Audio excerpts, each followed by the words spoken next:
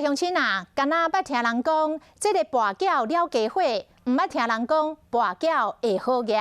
这个跋筊是害人败家哦。台北市刑警大队的科技侦察队执行着扫除跋筊的专案，抄着2张真大型的跨国跋筊的网站，这个输赢的金额超过15亿。 警察趁嫌犯开门要出去，拢要去厝内，甲现场控制调回。离开！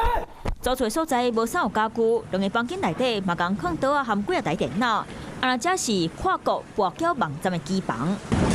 警察调到9个嫌犯，其中5个人是亲情，主嫌找小弟含金某，做要经营跋筊网站。刚这2年，就经营关约9亿6千万。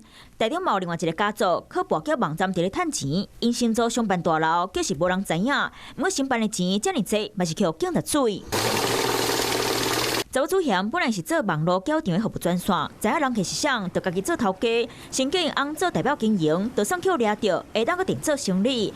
找小妹来分租套房，2个大型国际跋筊网站，各有一个共同点。那我们之所以锁定这2个大型的赌博网站，主要是因为他们的下游的主头的部分都曾经有帮派成员涉入。